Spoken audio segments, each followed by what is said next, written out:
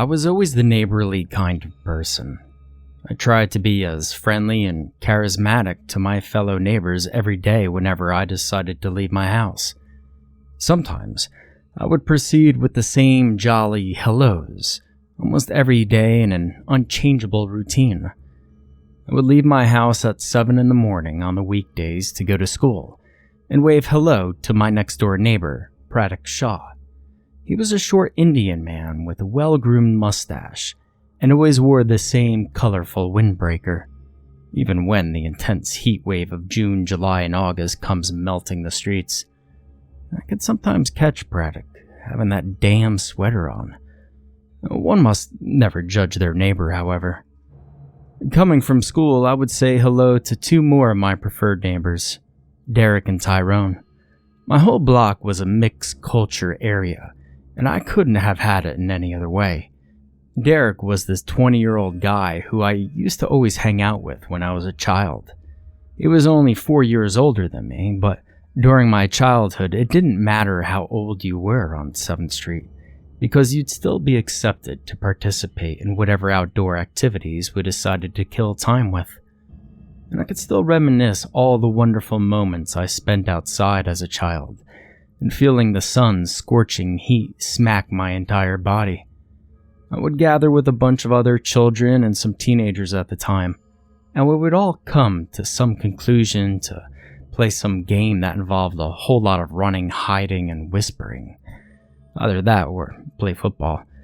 Either way, I would often return home with my knees either bruised or covered with dirt, my shirt drenched in sweat, and my face containing at least one tiny cut from falling onto the ground. And my legs were sore as all hell. Derek was quite frequently the leader of whatever expedition us children decided to embark upon outside. He was this tall, handsome, and hilarious teenager who had it all. He had the most vibrant green eyes you would ever see, and whenever the sun reflected upon them, they would sparkle like billions of diamonds falling from the sky. Now, I don't want anyone to think of me in some other way, but I always had to admire the man's complexion of beauty. Also, there was this factor that he played both baseball and football, and had a beautiful girlfriend named Christy with long brown hair. I always liked Derek, and he always found me the coolest child he had ever met. I went along with him pretty well, and I sometimes found myself inside his home after 4 hours of non-stop running. He would provide me with loads of snacks, and I would gladly munch on them until my stomach felt as if I swallowed 3 oversized marbles. Well, when did this story become a memoir of my childhood? I'm supposed to write something scary, right? Well, I'm getting there. Don't worry. Anyways, Derek was an awesome neighbor, and he might have sparked the idea in my mind that I must treat every neighbor with respect and love. He always boasts about how all we have in life is our friendly neighbors, and that the world could be a better place if each and every neighbor shared a sense of communication and benevolence. See what I mean? This kid was meant to be something. And then there was Tyrone. And this one time, when I was only 8 years old, I decided it was a nice enough day outside to take my bike outdoors and ride the whole evening until supper was served. It was the dawn of autumn, and where I lived, which was in northern New Jersey, the temperature hadn't made such a dramatic drop yet to the mid-30s. It was still around the low 70s, surprisingly. I was glad since I preferred warm weather over freezing storms any day. I rode around my block in my tiny silver bicycle that was brought down to me from my older brother that lived in a faraway place called California. Parts of the metallic material the bike was constructed out of rusted, and as I pedaled on, I could hear the constant squeak of the gears exhausting themselves. And despite how old and fucked up the bike was, I loved it as it was my child. It came from my family, and I took it wherever I went outside. The way Tyrone and I truly met is quite a funny story, and painful one if I should add. The street where I lived in had a huge hill, and after a half an hour of just speeding through my entire neighborhood in a straight line, I decided to roll up to the hill, see if I can race down it in a high speed. Going up a hill with a bike is an arduous work, to no surprise to whoever has rode a bike before, but before I knew it, I was at the top of the hill with the sun beaming at my still tanned face from the summer that just passed. I stared down at the hill below me. It felt intimidating to me. My stomach turned so badly, I thought my intestines were doing cartwheels. I never challenged myself to go at full speed down this hill, and up to this point, all I had been doing was gingerly riding down the hill with my hands clutching the brakes so hard that I received bruises on my fingers. But I even think back then I was willing to do anything myself in order to receive the answers I needed to know. And at that moment, I wanted to know the feeling of going down a hill at max speed. Two of my friends had done it, and they bragged on how amazing and how rad the trip down was. I had to know for the sake of my 8-year-old reputation. Before I knew it, I pushed down on the pedal, and in seconds, the worn-out wheels of my bike were spinning down the hill. This time, the squealing of the metal of my bike was screaming right at my ear. They sounded moments away from ripping into shreds. My own heart beat in a pace that would compete by how fast I was descending down the hill. The wind rushed and smuggled at my face, and there were moments where the air was choking me. I had my mouth open because of the quiet moans of fear that escaped my lips, but even with this fact, I was still having the time of my life. Despite how hard the wind was about to knock me over, the breeze, cuddling with my face, felt refreshing.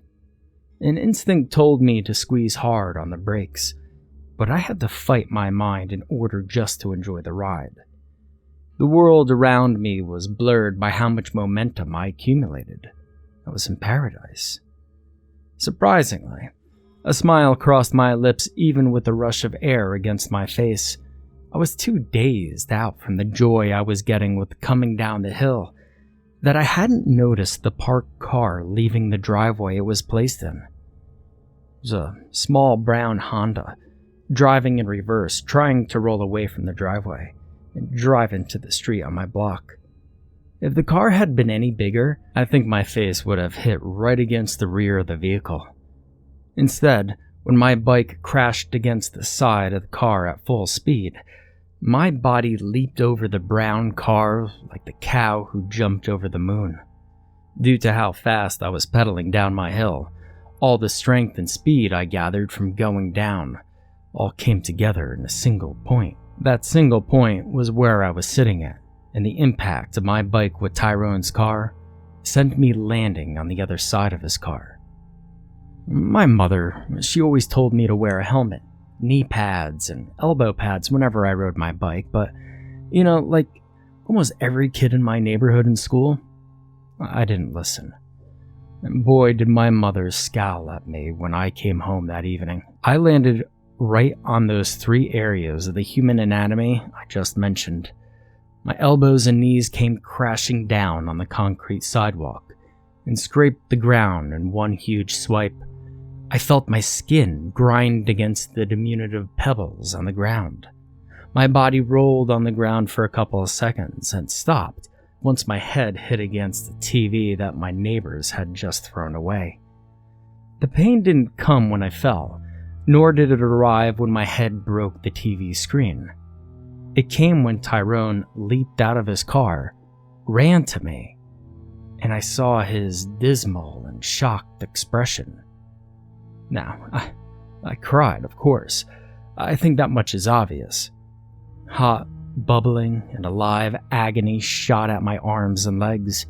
I felt my blood trickle down from the bruises, down to my ankles and socks.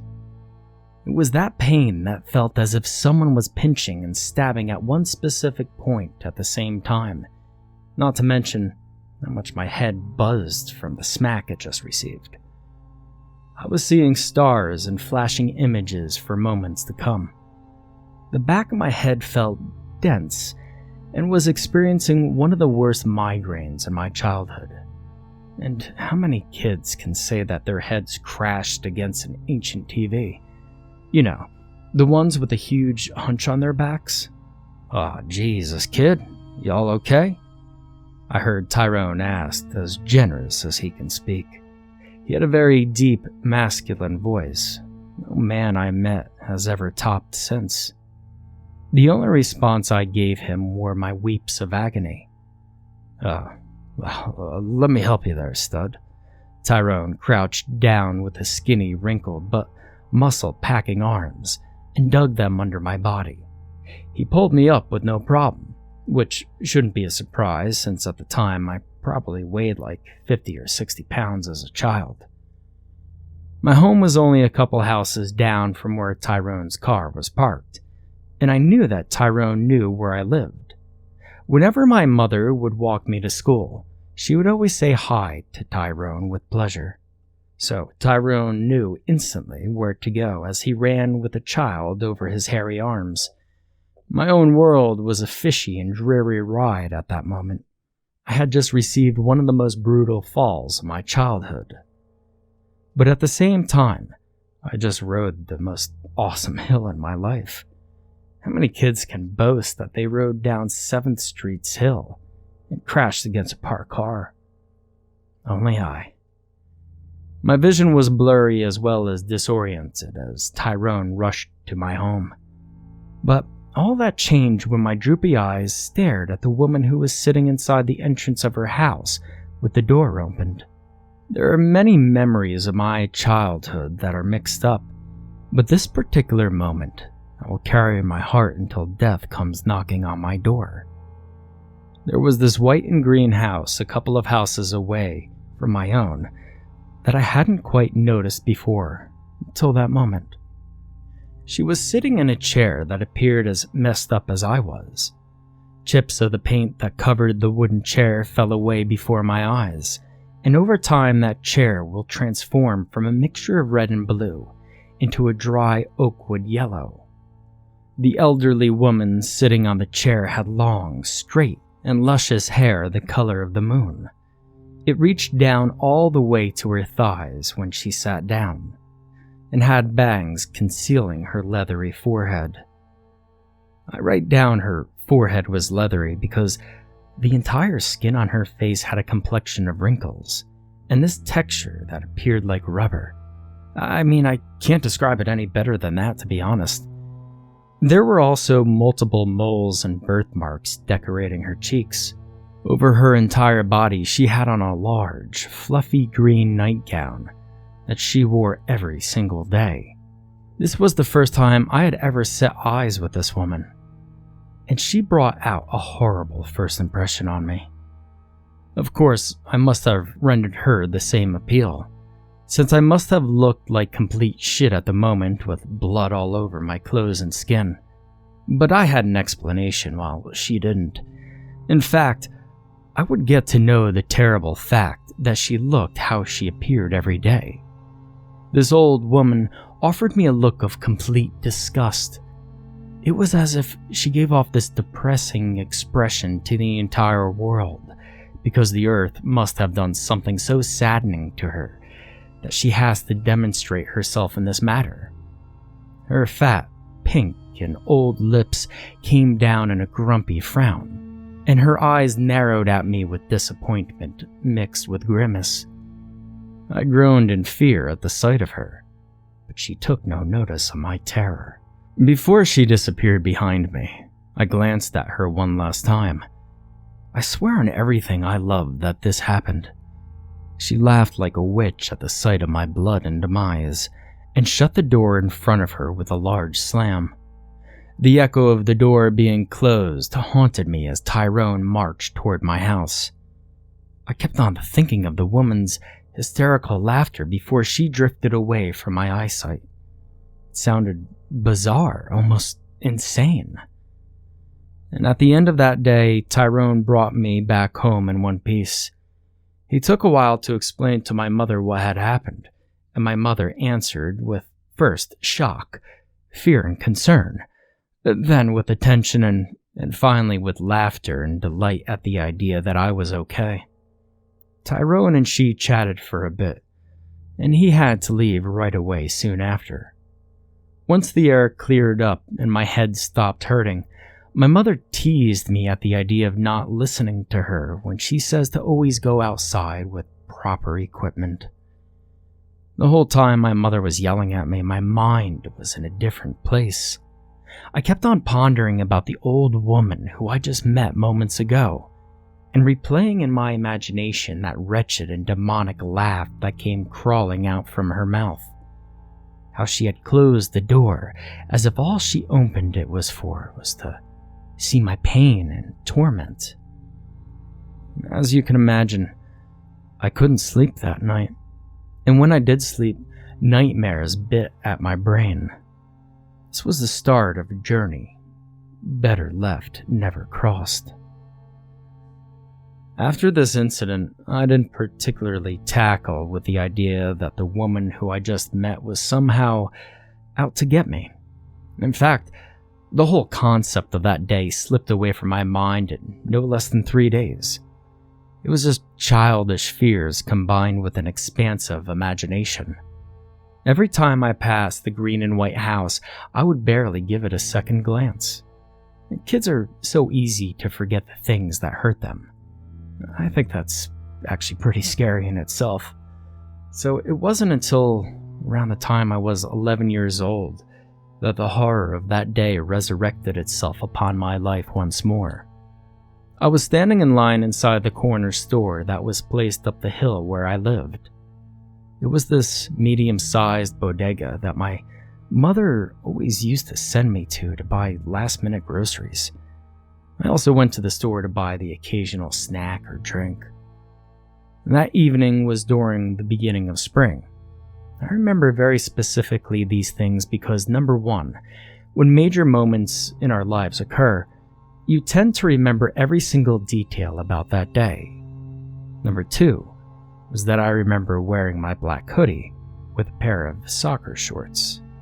This was my average clothing style every single spring in my hometown. My mother had asked me to go buy her some beans to make a special soup she used to cook once a month.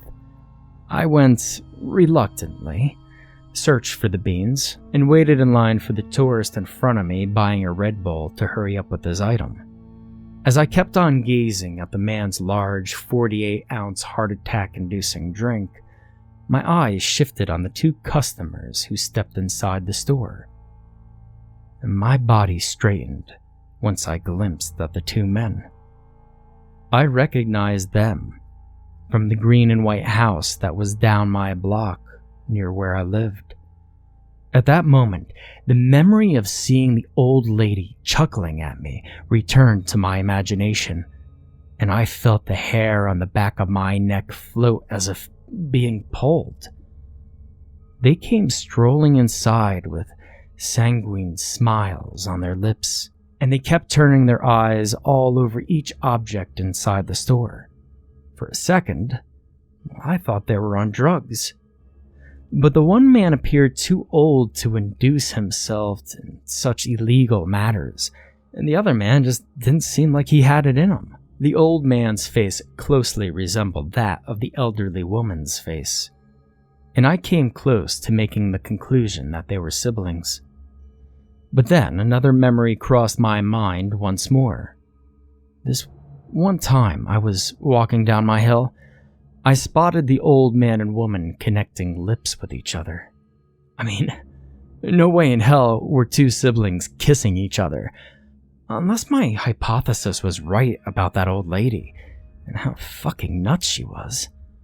But as I gazed closer at the old man, you could point out the difference between the two. The old man didn't have that leathery texture on his skin, but instead, his appeared rather rotten as well as melting. His entire cheeks and forehead sagged down, not due to weight, but some other factor I couldn't put my finger on. Plus, the old man had a small round face, while the crazy old lady had a large oval-shaped structure of a head. Then there was the young man standing next to the old man. I also came close to the idea that the younger man was somehow the son of the elderly man and woman, but pushed away the thought almost immediately. The young man had really tanned and smooth skin, while the old man and woman were as pale as paper. This could also be due to the fact that maybe the man and woman didn't go outside as much and gather as much sun as this younger man would receive. But at the same time, the young man had the ethnicity of being Dominican, and this I knew due to talk inside the store I was currently in. The store owners were all Dominicans, and they kept to themselves, including the young Dominican I was staring at right now. He had large, circular eyes that stared at the world with a sense of retardation. Laziness or slowliness is a better phrase to use in context, but I'm trying to be as blunt and as truthful as I can.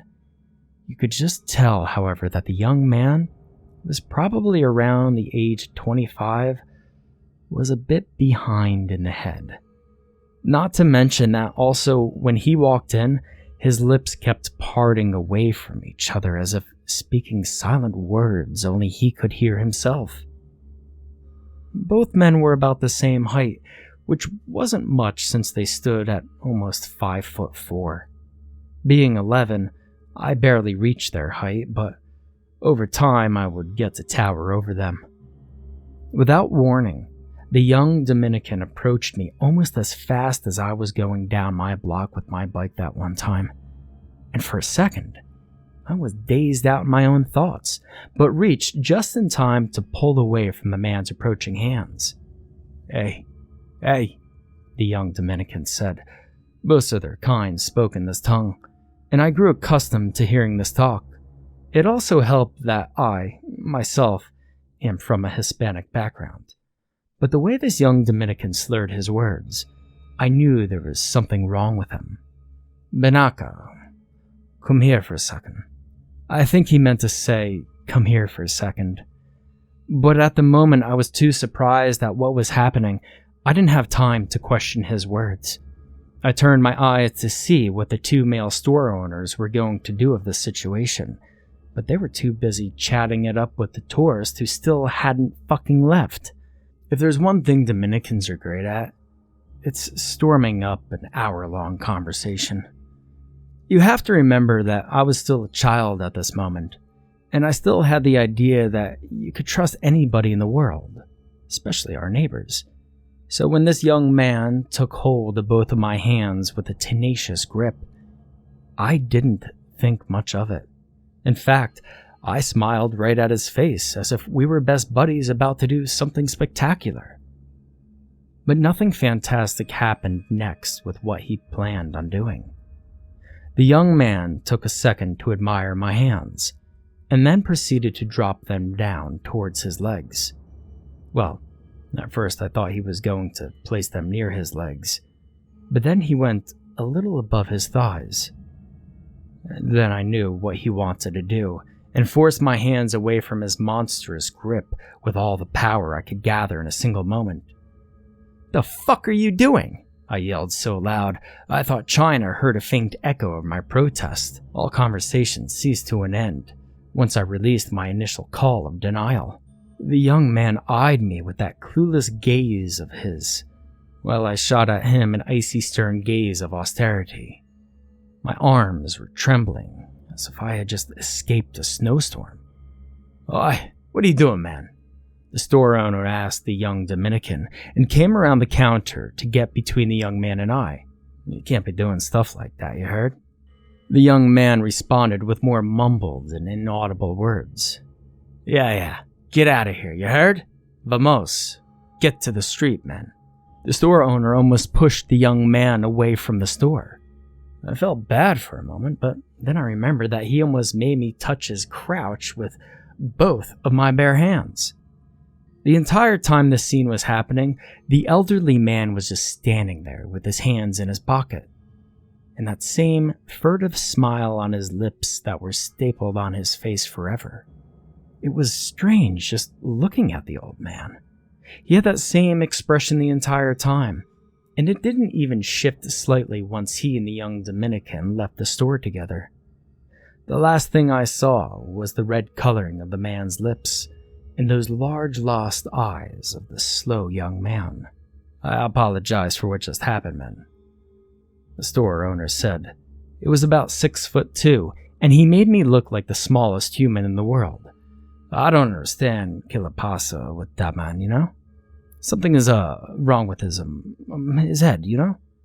The store owner proceeded to tap his temple with both his index finger and middle fingers repeatedly. "If anything, I'd avoid that man. He's crazy. Also, you could keep that one can of beans for free. Sorry. Otra vez." I left the store giving a quick nod and faint thank you. I stood on top of my street's hill and gazed down at both men going down the block. The young man turned his head for a quick second and then stared right at my fearful eyes. He offered me a grin that only a toddler can pull off, and in return my lips formed the words, "Piss off." After a couple of seconds, the two men knocked on the door of the green and white house, and the elderly woman was there to open it with a hint of gratitude. It was at this moment I realized that they had entered the store for no apparent reason detectable. They didn't even leave with any purchased items. Facts like this created some vision of suspicion for those three interesting characters. I stared longer at them as they talked relatively quickly in front of their door. After a while, the two men strolled deeper into their home, leaving the woman to be by herself. She noticed me spying on her, and we made eye contact for no more than 5 seconds. After that, she took hold of the base of the door with her meaty and wrinkled hands, and slammed the door shut without giving me a second glance. Once again, the echo of that door being shut crawled at the back of my neck until I reached home with fresh new beans. That house and those three people stayed implanted in my mind from then on out. There wasn't a week or a month where I didn't take a second to ponder about who they were and where they lived. I didn't even bother to discuss with my parents about what happened that day when I was 11. I knew if I spoke of it, they would overreact, and I already handled the situation by myself. There were times where I would see the young man around our block, and whenever I did see him, I turned the other way or crossed the street. And so, the years passed by. I entered high school, and things just drifted back to normal. I lived an everyday average teenage life, and that was the way I wanted it to be.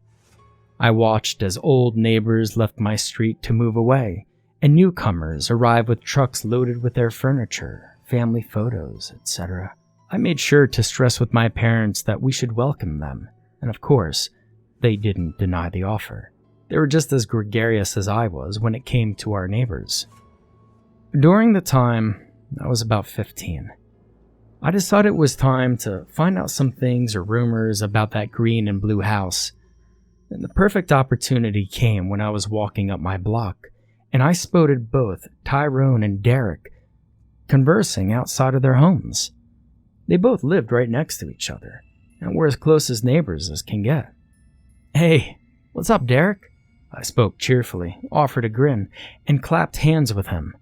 At the time, I think he was around age 19, fresh out of high school. It was summertime, I believed, since I remember wearing just a white plain t-shirt, accompanied with basketball shorts that reached my knees. Derek dressed in a similar fashion. Tyrone, on the other hand, wore a sleeveless brown shirt with working jeans that contained little bits of paint residue on them.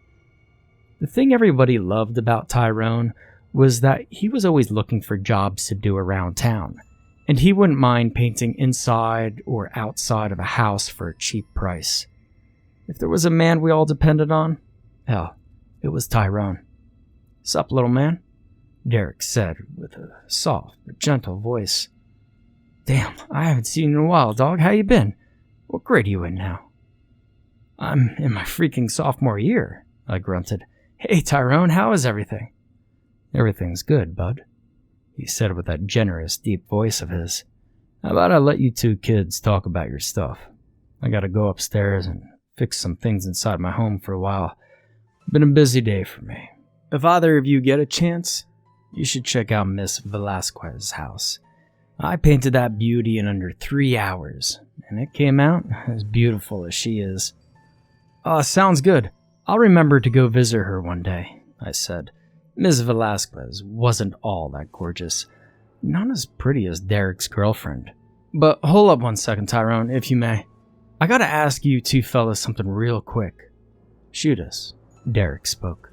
Alright, I'm only asking you guys since, number one, you live close by to the house I'm about to mention. Also, I trust both of you, and I think we could keep this to ourselves, right? They both offered me a believable and trustworthy nod. Listen up, I continued. You know that green and blue house right there?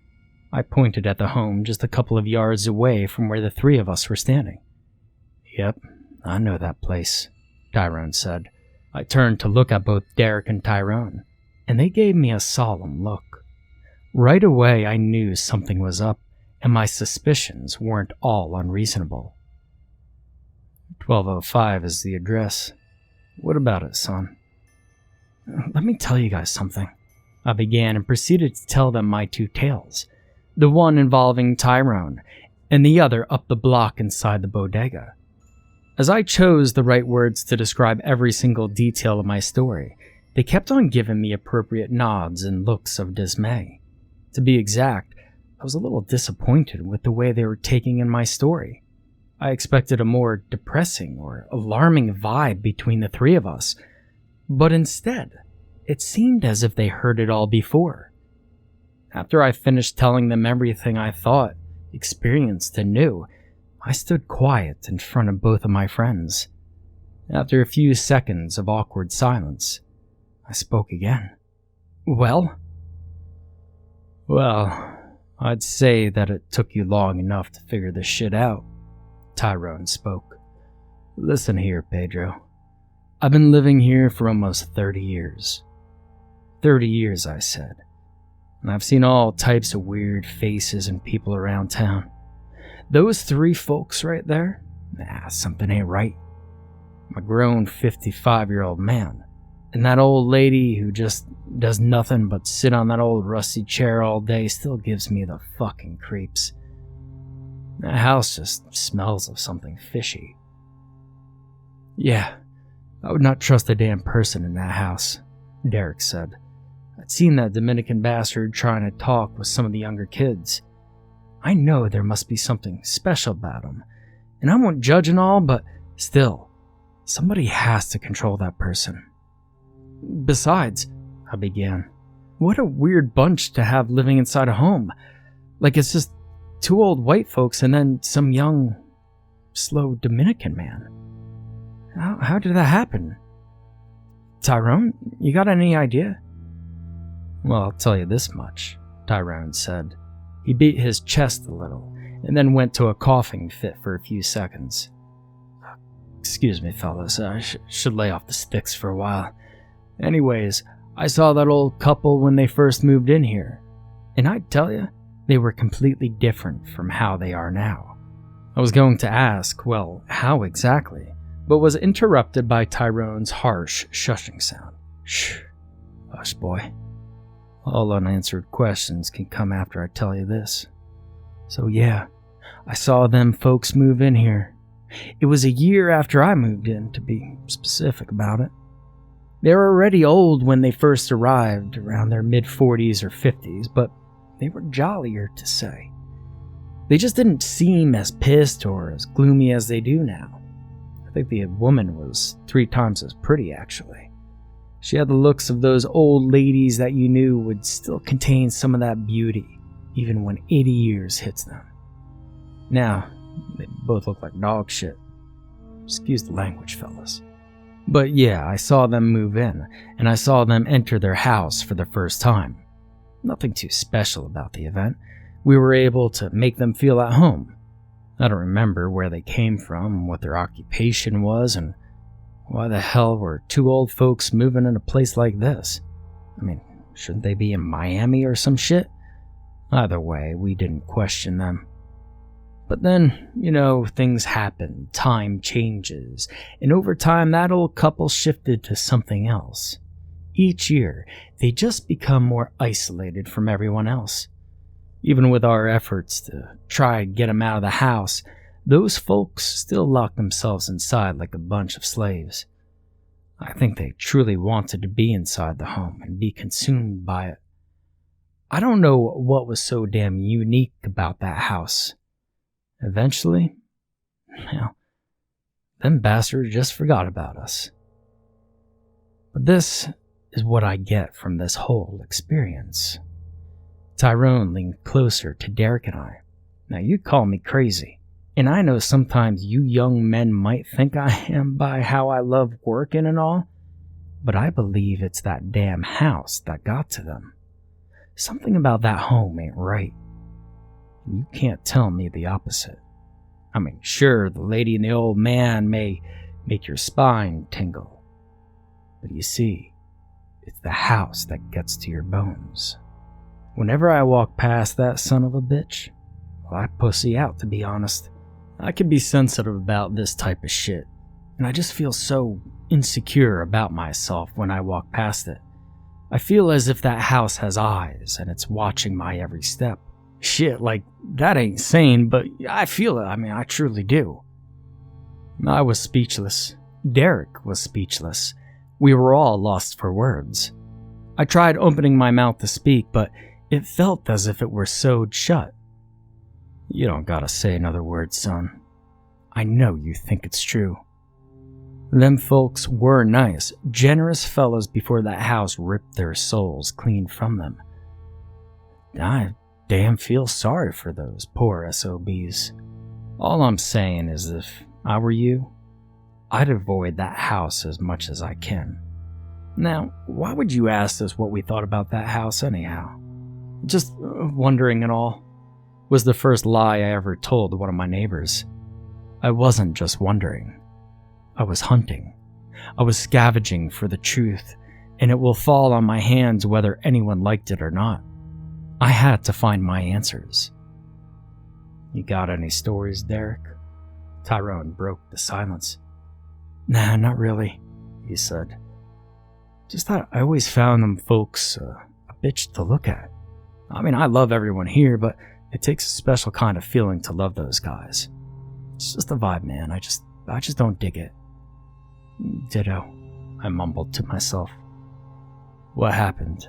Tyrone asked me. Nothing, I said. Listen, guys, thanks for your time and words. I really appreciate it. Derek and Tyrone both responded with the same chorus of no problem. Derek headed up the block, stating he was meeting with his girlfriend to go on a date. He departed off, which left Tyrone and I by ourselves. What are you really going to do, kid? Tyrone said and smiled with a sarcastic grin. He was also good at reading people as well. Well, to tell you the complete truth, I don't know, I said, and it was. Even with this deep desire burning inside me to find out answers about this damn house, I still felt the trepidation presence of the home. At the same time, I wanted nothing to do with that home and those people living inside it. But what I do know, Tyrone, is that I need to know more things. Sometimes, you have to dive deep into the situation in order to get what you want. If that's what you say, sure, kid, Tyrone said and began walking up his steps to go inside his home. Before he opened the main door to leave me all alone, he turned around and gazed at my eyes. Now, I ain't stopping you from doing your thing, just if you're going to dive deep, well, try not to drown. And on that note, my garrulous neighbor Tyrone left me feeling completely ambivalent about myself, my neighbors, and that damn house. That was early in the summer around the month of June. It took me some time to reconsider my steps after that conversation with Tyrone and Derek. I was filled with confidence and determination to barge inside that home and confront whatever force awaited for me there. In fact, now that I thought about it, it would look completely idiotic just to enter a home without any sort of motive. It came down to that I could forget about this whole thing and just live my life as a normal neighbor like everyone else on my block. Or I could take the courageous risk and try to talk with one of the 3 folks living inside that home. Each time I thought about the latter option, I would get this dense weight on my chest.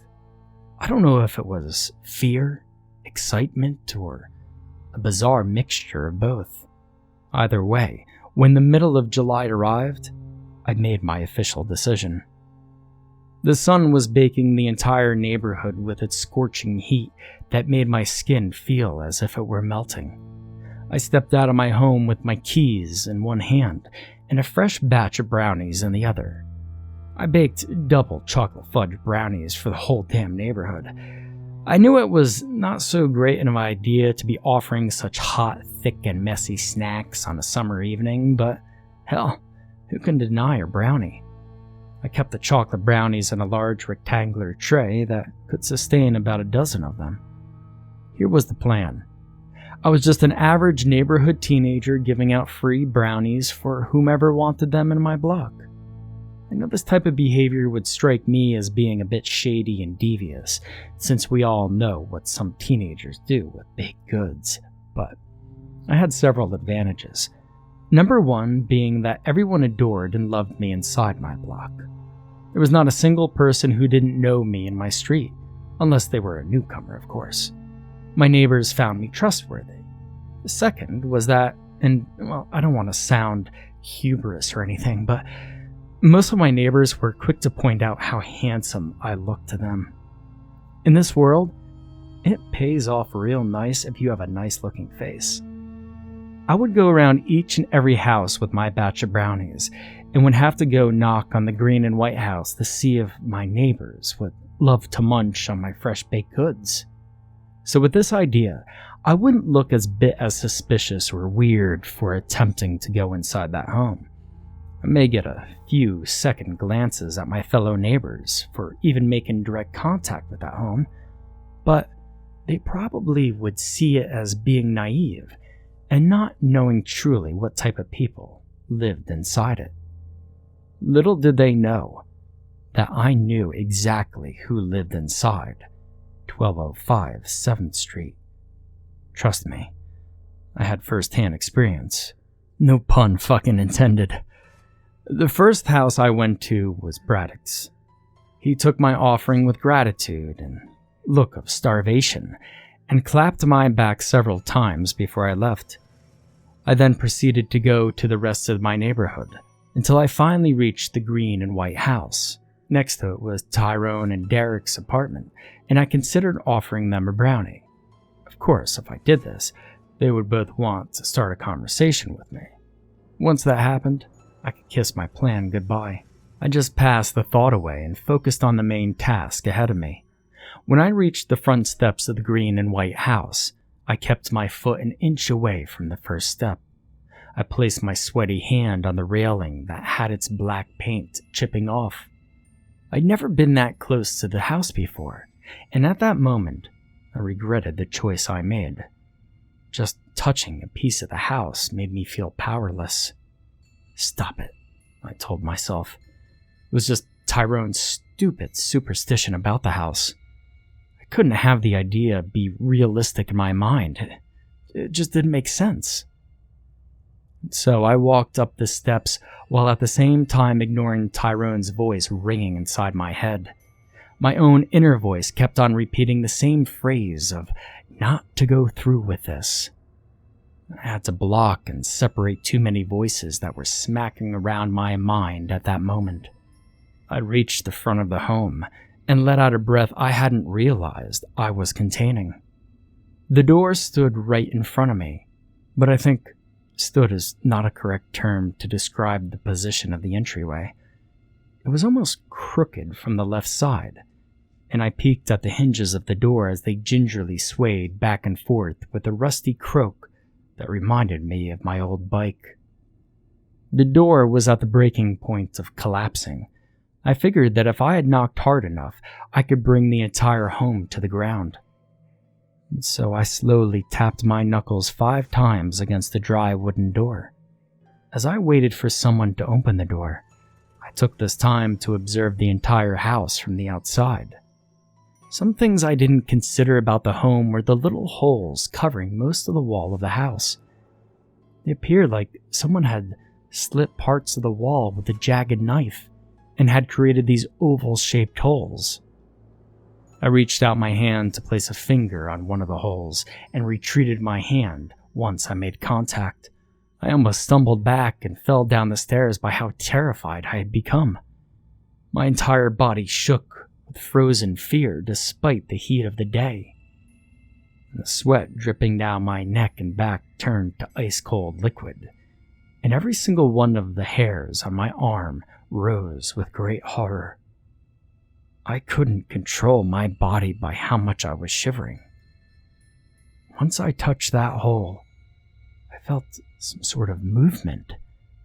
It felt as if I placed my fingers on top of some soft and sponge-like tissue. I didn't have any more time to ruminate over the surreal event that had just occurred, since at that moment the door in front of me opened wide. I was greeted with the elderly lady. Once the inside air crawled out and roamed around my entire body, I felt it. I sensed what Tyrone must have been talking about. It felt as if the air inside the home had tendrils, and they were wrapping around my limbs to drag me in. I felt a force reel me inside. The house was seducing me. My skin tingled with a soft and tender touch. "Why, hello there," the elderly said to me with an apathetic face. "How can I help you?" But once we made eye contact, that face transformed into great and undeniable happiness. I had never seen a grin so wide before. It was literally ear to ear. And I regretted everything at that moment. Hello there," I tried to say as gentle as I could manage, but the words came out in one huge slur that even to me sounded not comprehensible. "My name is Pedro. I don't know if you recognize me from the neighborhood, but I was just wondering if you'd like some brownies that I baked." There was a slight pause between the two of us. Her lips were still stapled with that humongous grin. You don't have to worry about the brownies being bad for you and all. My mama helped me cook, and you can ask her to make sure." The elderly woman's face returned back to its apathetic gaze, and I thought about just running away. This woman gave me mixed feelings about everything. I was not more than 5 minutes into the conversation, and already I doubted this was going to turn out as I expected. Her grip on the wooden door tightened, and I spotted her wrinkled hand grow tense. I prepared myself for her to slam the door in my face, and instead, the elderly woman opened the door a bit wider. "Well, why don't you come in, young man? I don't want you burning in this heat." Well, I began, but I trailed off. This was the moment. I had to make my choice here. Either follow my gut feeling and dive inside the house with absolute no fear at all, or try to decipher the elderly woman right then and there. I couldn't work under pressure, and I realized I took too long to say anything. If I continued this act, I would appear more suspicious than I already look. But then I felt that formidable force once more coming from inside the home. I felt it wrap around my insides and tug at me to enter the house. This helped me convince myself to go with my first idea. "I'd love to come in," I said and smiled to myself. The elderly woman's grin returned, and she stepped away to the right to provide me some space to walk inside. I placed my right foot inside the home and almost lost my balance at that moment. The presence of the house caught me off guard. My knees jiggled with weakness, and it felt as if my foot was permanently glued to the floor. I brushed away this random thought and entered the home with my entire body inside. "By the way," I began, "I didn't quite catch your name. If you don't mind me asking, what is it?" "My name is Stacy, honey," the elderly woman, Stacy, spoke. She reached out her chubby, leathery arm and slammed the door shut with an obnoxious bang. It made the entire room swerve and caused me to leap off the floor. The woman turned her head to look into my eyes and didn't move from her position. Stacy Johnson. I stepped back out of caution. Watch out, honey. You're going to trip on that stool and drop my favorite vase. Stacy spoke. I'd never heard her speak before in my life until this moment. She talked the way she laughed, which was a raspy and a bit grumpy tone. There was also a hint of disgust in the way she discussed things. I stepped to my left to make sure not to bump into the little stool. I took a glimpse at the vase and actually found it quite pretty. It was a light violet shade of color, with white swirls twirling all around the glass object. It was by far the only enlightening thing inside the house. Everything else seemed so doleful and plain. Everything appeared ancient and ruined, and there was not a single thing here that didn't contain some type of crack or imperfection or dust. The tan carpet below my feet had several dust bunnies roaming around like actual pets. The light above Stacy and I flickered with a faint light bulb that offered a poor excuse of a glow. I didn't know where exactly the both of us were. I stood paralyzed near the chair that I always saw Stacy sitting on while staring out into the neighborhood with the door always ajar. To my right appeared to be the living room. It didn't have much enriching details. There was a large dining table with 4 chairs surrounding it. I see you're observing my house, Stacy said and walked closer to me. Each of her movements were very slow and calm, and when I was shocked, she didn't travel around with a cane in her hands. All of her joints and limbs appeared to be shaking with pain. Is there something that interests you, young man? No, not really, I half whispered, half spoke aloud. It's just that I kind of never been here before and I just want to take everything in. I'm sorry if I'm bothering you. I'm just an observer. That was a lie.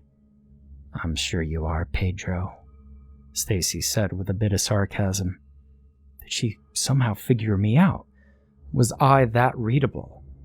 So, how lovely of you to make such delicious goodies for the whole neighborhood. What's the occasion? That I hadn't thought about. What I've been telling people was that I just thought it would be nice to give a little treat to my favorite neighbors, and they all accepted it with no dubious replies. But I feel as if I had said the same excuse for Stacy, she'd read right through me, and I'd look 100% suspicious. I underestimated how intelligent Stacy was. That was a mistake we young folks sometimes make in everyday life. We forget how wise elderly people are and how much experience they carry in life. Adolescent arrogance. Well, I said, and thought about something quick. With this woman, I had to be fast on my feet. Haven't you been watching the World Cup? Ecuador had somehow managed to make it to the second round. I thought I added a little bit too much excitement in my tone, but I had to make sure I was believable as possible. Oh, really? Stacy said while continuing to step closer to me. So you're Ecuadorian? Yes, I am, I said with some pride. I wasn't at all lying with what I just said. It was 2014 and the World Cup was going on during the summer. Ecuador, by a landslide, managed to enter the second round with all the other teams who made it. Of course, later on during the summer, we would get spanked by almost every other team, but it was worth celebrating that at least we had some victories. But then something happened. Stacy formed her significant smile, and out of nowhere increased in her speed at arriving towards me. Her feet thumped against the carpet, and in seconds, she was right at my face. I stumbled back from my position, tripped over my own feet, and landed on Stacy's chair. The brownies I was holding dropped from my arm, and the container flipped upside down. And this caused all the treats to land on the floor. My desserts were ruined. I was close to cursing out Stacy, but she broke out into hysterical laughter. "Ugh," was all I could manage to say, since I was so mesmerized and surprised at Stacy's unusual behavior. Her right foot stomped on the insipid carpet by how much laughter was coming out of her lungs. It came out like the laugh of a smoker. It was all wheezing and out-of-breath inhales. At one point, she beat at her chest with her corpulent hands. "Oh, boy," Stacy called out to me. With a sudden jerk, she pulled herself together in a straight posture. Stacy's face returned back to plain and boring, and her eyes narrowed down at me. Just what the fuck is wrong with this lady? "Do you find me a fool, child?" Stacy spoke. I couldn't stare at her for so long, and turned my eyes to the wall next to my left. The blue paint that had once made the house look decent was now dissolving. Parts of the wall had large white holes. I also noticed how the walls inside were as well covered with those same bizarre lacerations. Everywhere I looked, something made my nerves feel as if they were being pulled by both sides. "Just what are you talking about?" I asked in a clear voice that I had somehow been able to manage. "You made me drop all my brownies." I tried to sound enraged, but I thought I sounded more like a child in a tantrum. "You know exactly what I am discussing about." Stacy stepped closer to me, but it was more like she cringed closer.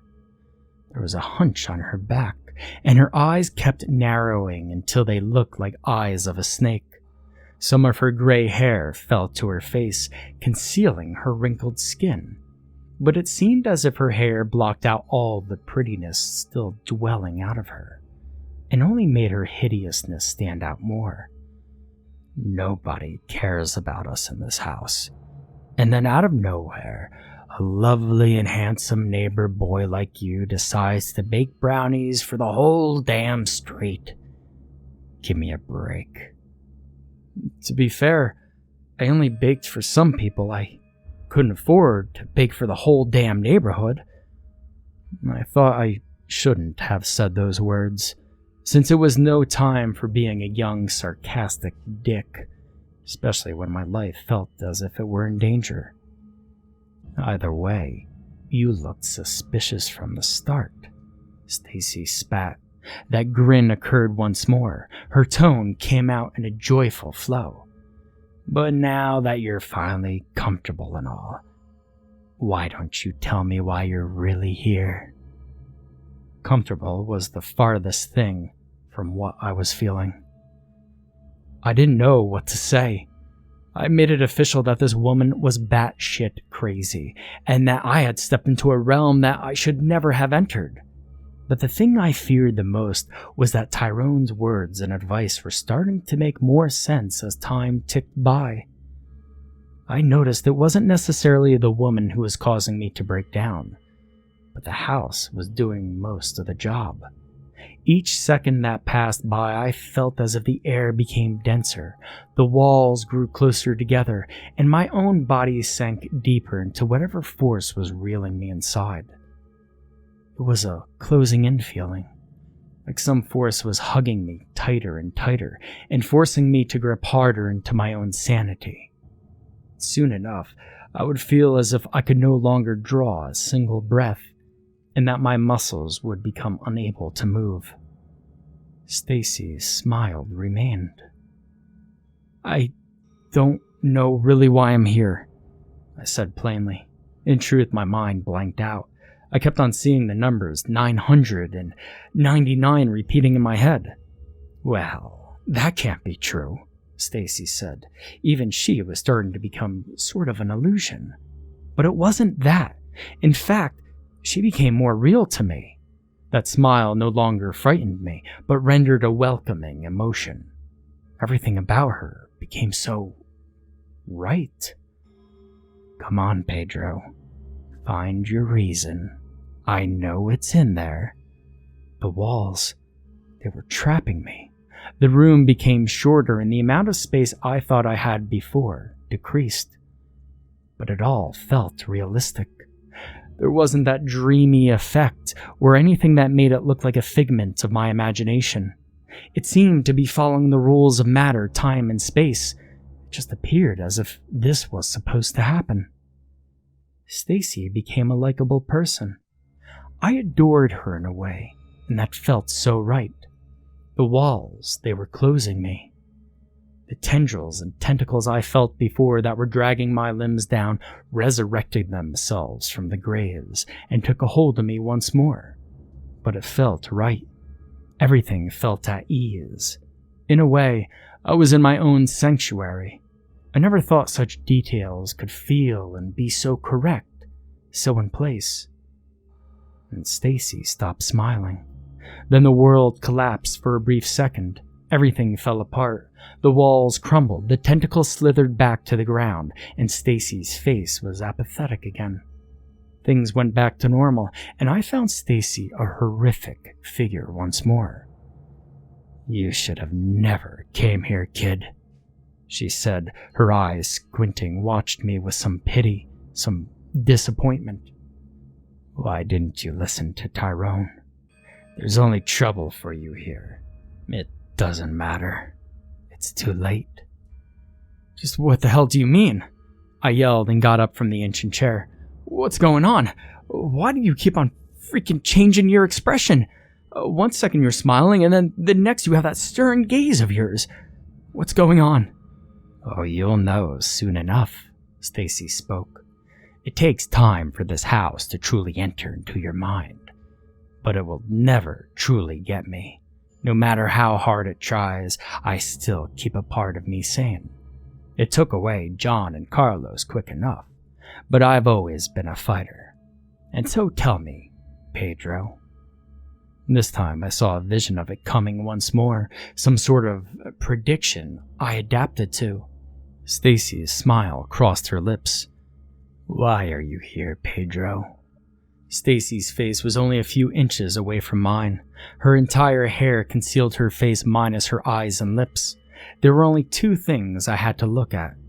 They didn't narrow themselves, but instead bulged out of their sockets. I took a sniff of her hair and smelled the scent of something acrid and loathsome, like smoke or ash. "Jesus, woman!" I screamed and felt a yell at the tip of my tongue, but it stopped. I smiled with Stacy, and she became loving. Her aura was something I wanted to smuggle and cuddle with. The walls closed around me, and I allowed them. The tendrils and shadowy vines came, and I let them tickle my body and neck. I gave them permission to chain my neck, arms, legs. I felt safe. "I'm here for us, Stacy," I said with cheerfulness. "I'm here because I've always loved it here. I knew since the day I saw you I wanted to enter this house. I love it here." "I see," Stacy spoke and drew away from my face. She still smiled as she brushed her hands all over her hair. "So you lied to me about the World Cup, but in fact you wanted to come here to see me because you love our master, correct?" "Yes, I do," I said, and those numbers returned to my head. All I saw were nines fly across my vision. I wanted to reach out for a pair of those nines and lick them and taste their flavor. "The real reason I came here is to..." Stacy's smile went down to a frown. The world melted into dust, and I snapped back from a weird daze. Find out some answers. I had no apparent idea why I yelled. I started sweating, and it wasn't due to the heat of the day. When I entered inside the home, I noticed how chilly it was inside. Now, I felt as if I had entered an oven. "I know, kid. I know," Stacy said with her pissed-off tone. "I understood your curiosity, but one thing I will never understand is your damn guts. Maybe it's because I'm too old, but I forgot how courageous and out of control young people can get. You guys think you have all the time in the world and that nothing can kill you or hurt you because of how young and healthy you are. You think you're freaking Superman. You got a lot to learn, kid. It's a shame it's all over for you now. Please, just tell me, what do you mean? I fell to my knees and clawed my nails down at the dusty carpet. Tears streamed down from my eyes. I don't know what's going on, what's happening. Why are they changing all the time? Your damn smile. Why am I here? The last question I whispered to myself, but I knew Stacy heard me. You're here because the house forced you here, whether you realized it or not. Stacy spoke. She sounded very convincing for once. Since the day I first saw you when you fell from your bike, I knew the house's intention. The moment we made eye contact, I knew you were the house's next victim. It smelled your blood. It became hungry. It wanted you because you had potential to become its next victim. That's why I burst into laughter. It was my other side smiling at your future's misery. I knew it. It was non-stop inoculation to make you curious about us. The whole time you kept on thinking it was because you were suspicious of the three of us and that there was something wrong with us. You thought we were the main cause of the surreal emotion every time you passed our home. But in reality, it was the home itself. This house. It's a natural predator. It knows how to deceive a prey and to know when exactly to go for the kill. Carlos, you can say, was the bait you needed to catch. My brain felt throbbing and agonizing headaches. Each time my heart beat, it felt as if tiny needles were stabbing at my forehead. This was too much to take in. Well, I do not blame you for your pain, child. Stacy spoke, but this time it came very early, and I expected Stacy's insane state to return in a longer duration. I still had time with the calm, sane Stacy. Hell, I still had time with the calm, sane me. You will understand everything eventually, but it's too late for you now. You're doomed. Maybe, and just maybe, you have enough strength to be like me and still maintain some sense of saneness. But I thought the same for Carlos, and he failed himself right away. I can't be Doom. I don't even need to be in my insane formation to feel claustrophobic. My mind panicked with each sound I heard inside the home. I realized then that those cuts on the walls were actual eyes, and they kept a constant gaze at me, as if I were being watched, and that feeling of being stalked strangled at the back of my head. I became paranoid and felt as if each time I returned to my insane state, I was drowning, only to be picked up from the water momentarily. There has to be a way I can escape. I need to get out of here. With that final motive in mind, I made a rush to the door to the exit. I felt glued to the floor, but managed to pick up my feet from the ground despite how tenuous my legs felt. Once I saw that I was a couple of inches from the wooden door, I laughed in delight and relief. I was going to make it. But my heartbeat came harder than usual, and that was the sign that Stacy's smile returned, which meant that insanity took control again. I stumbled on my legs and collapsed onto the floor. This time, I found myself kissing and placing my lips repeatedly on the carpet. Stacy burst into an ear-piercing chuckle and pounded on the floor with her feet and fist. The tentacles swerved back and forth on the ground, and their touch felt like the nicest feeling in the world. I felt so right. Find answers. This here is your answer, Pedro. Stacy laughed harder, and I thought her lungs were going to slip out of her chapped lips by how much she was laughing. You can never turn back, Pedro. This is your home now. This here is your life. A deep, drowning, and depressing part of me that was hidden amongst overpowering shadows knew that this was happening. That this was the sane soul of mine that had somehow stayed alive throughout this whole psychological battle. This part was crying an eternal river and drowning in that puddle of darkness. Carlos, "John, come join us." Stacy sprang from the floor and awaited the two other guests to arrive. Soon enough, the young Dominican man and that old white senior came. They appeared just as crazy as Stacy and I were. Carlos took a quick glimpse at me, and his face brightened up like a child who had just took a look at his or her first pet. "That's right. Carlos had been waiting for you, Pedro. He says you're very special. He says that he likes you very much." "Very much." Carlos still sounded mentally challenged.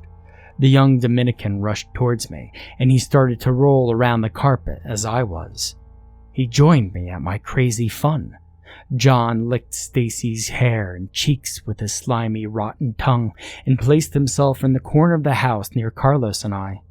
And there he stood for the rest of the time, just staring at me with that tepid smile of his. The walls were now pinching at my skin and I felt paralyzed, but happy.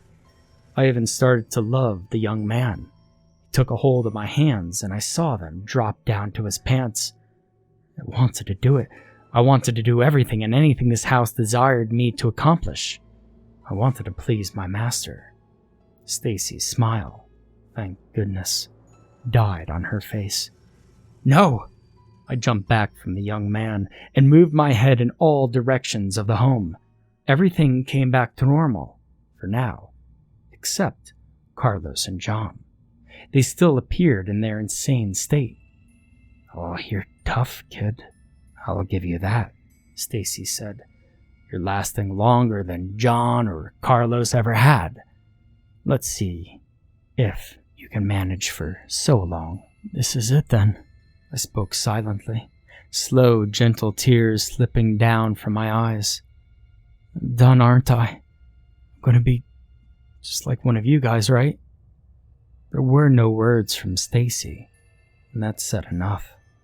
I closed my eyes and waited silently for the worst part to come once more. "If anything, Pedro, pray you are like Carlos and John. They remain insane until the day they die. Unfortunately for me, I have to waver between sane and insane points in my life.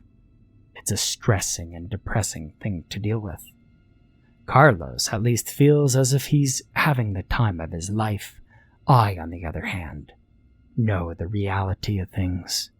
The reality is that this house is the devil, and we are just her puppets controlled by her strings."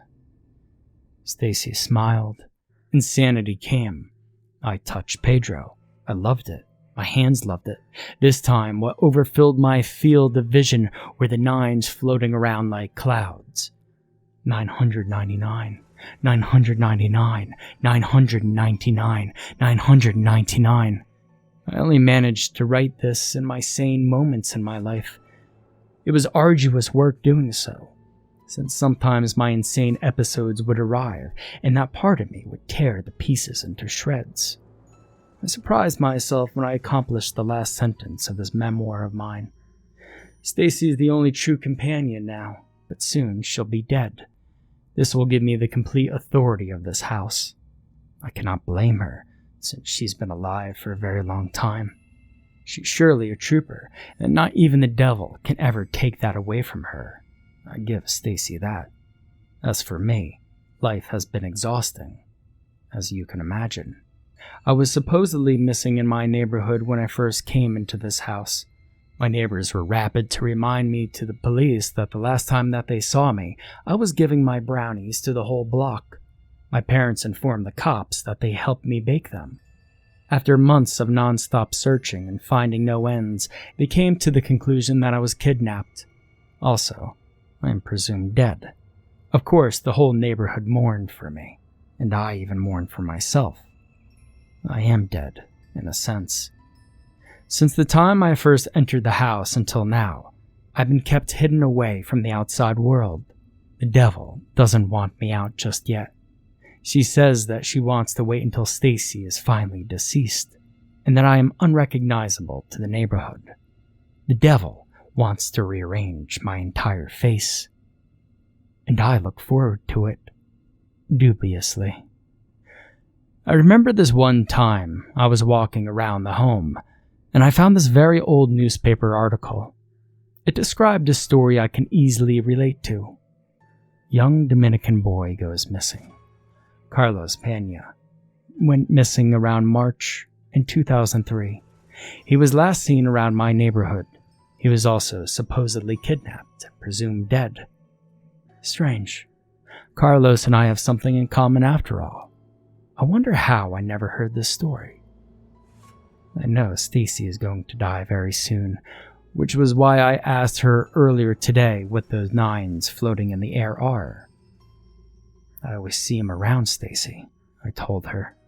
At this point, we were both sane, while Carlos and John were screaming at the top of their lungs. They sounded as if they were enduring ultimate torture brought to them by hell itself. I see them too, kid. Stacy spoke in her ancient chair. Some things never change. But you know what Carlos and John see? I shook my head. They see 6s.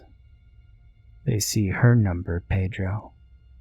I think that the day you and I start to see 6s, our time is over. We're going to lose our souls at that point. Prognostication occurred before I could say anything else. To this day, I still clawed at my brain the thought that I was about to go insane.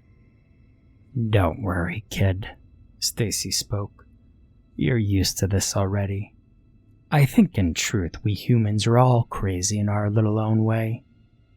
Ain't that right, John? Her smile arrived. I dropped to the floor and laughed like a hyena. And for the first time, I think I saw a 6 in the middle, between 2 9s. Oh no.